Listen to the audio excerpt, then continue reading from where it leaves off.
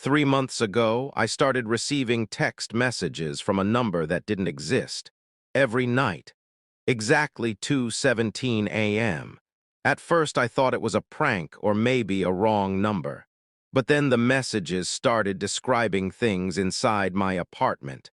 Things no stranger should know. And when I finally discovered who was texting me, my blood ran cold. Because according to the building manager, she had died in my apartment a year ago. If you enjoy creepy real-life stories and psychological mysteries that will keep you thinking long after the video ends, make sure you like this video and subscribe. And stick around, because the final message I received at 2:17 a.m. still keeps me awake at night. 3 months ago, I moved into a small apartment on the edge of the city. Nothing fancy. Just a quiet place with a balcony, a tiny kitchen, and creaky wooden floors that complained every time you walked across them.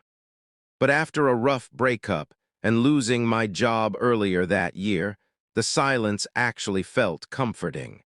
It felt like a fresh start. At least that's what I thought. The first message one night I woke up suddenly. My phone was buzzing on the bedside table. Still half asleep, I squinted at the screen. 2:17 a.m. unknown number. The message read, "Did you lock the balcony door?" I frowned. Who sends a text like that in the middle of the night? I assumed it was a wrong number, so I ignored it and went back to sleep. Night 2 the next night, my phone buzzed again.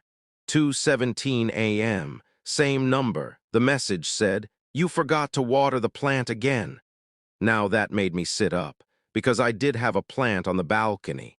And yeah, I had completely forgotten to water it that day. A weird coincidence, but still just a coincidence, right? Curious, I finally replied. "Who is this?" No response. Night 3 the following night, my phone buzzed again. 2:17 a.m. Message, "Don't drink the milk in the fridge. It expired yesterday." Now my heart was beating a little faster. I walked to the kitchen, opened the fridge, picked up the milk carton. Expiration date, yesterday. I stood there staring at it, a strange chill crawling up my spine. Okay, this was getting weird, so I typed back. "Okay, this is creepy. How do you know these things?" 2 minutes passed. Then my phone buzzed again. Because I used to live there. Meeting Anya suddenly, the whole thing felt less scary. Maybe it was the previous tenant. Maybe she had accidentally left some notes or reminders tied to the number. So I asked, "What's your name?" A few seconds later, the reply came. "Anya." And just like that, our strange nightly conversations began. The 2:17 conversations for the next few weeks, we talked almost every night. Always at 2:17 a.m., never during the day. It became a strange routine. Sometimes she'd remind me about little things. The bathroom light flickers sometimes. Don't slam the second drawer in the kitchen, it gets stuck. The third floorboard near the balcony creaks. And the weird thing, every single detail was true. It felt like she knew the apartment better than I did. Some nights we'd talk about normal things too. Music, jobs, random thoughts about life. Strangely, those conversations became something I looked forward to. It was comforting, like having a quiet friend who only existed in the middle of the night. The question one night, I finally asked something I had been wondering. "Why did you move out?" There was a long pause. 3 dots appeared on the screen, then disappeared, then appeared again. Finally, the reply came. "I didn't move out." I chuckled a little and sent a question mark. No reply. That night, she never texted again. The curiosity the next day, I couldn't stop thinking about it. So I went down to the building manager's office. An older man sat behind a desk buried under paperwork. I casually asked about the previous tenant in my apartment. He looked confused at first. Then he pulled up an old file. "Anya Sharma," he said slowly. "She lived in your apartment." My stomach tightened. I asked, "So when did she move out?" The manager didn't answer immediately. Instead, he stared at the file for a moment. Then he said something that made the room feel suddenly colder. She didn't move out. I felt my chest tighten. What do you mean? He looked at me like he wasn't sure if he should tell me. Then he sighed. She died there about a year ago. The date my mind started racing, because suddenly something terrifying clicked in my head. The day I received the first message was the exact same date she had died. Exactly 1 year later, I left the office feeling numb. That night I sat in my apartment, staring at my phone, waiting. 2:17 a.m., the clock slowly ticked closer. 2:10, 2:14, 2:16, then finally 2:17 a.m. my phone buzzed, a message from her. By the way, you should really start locking the balcony door. My hands began to shake. Slowly I typed back. Why? The typing dots appeared, 3 blinking dots. Then the message came, the last message I ever received from her.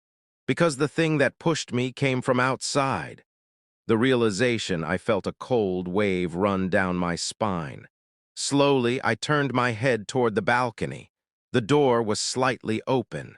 The curtains were moving gently in the night breeze, and suddenly I noticed something I had never paid attention to before.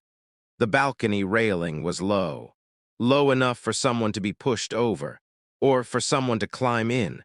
I quickly locked the door, checked every window, every corner. But I didn't sleep that night, not even for a minute. The aftermath, the next morning, I went back to the building manager.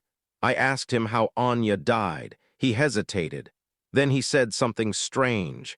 The police ruled it an accident, but some neighbors said they heard voices on the balcony that night. Voices. More than one. No suspect was ever found. No investigation went anywhere, and the case was quietly closed. The final detail for weeks after that night, I kept checking my phone at 2:17 a.m. But the messages never came again. It was as if Anya had said everything she needed to say.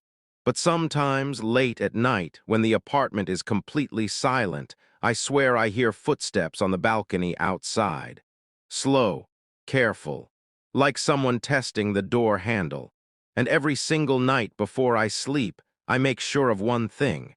The balcony door is locked. Some people say ghosts haunt places because they're angry. Others say it's because they have unfinished business. But sometimes, maybe they're just trying to warn the next person. If this story gave you chills, hit the like button and tell me in the comments. What would you have done if you received those messages at 2:17 a.m.? And don't forget to subscribe for more mysterious and revenge-filled stories that will keep you thinking long after the video ends. Because the scariest stories are the ones that might actually be real.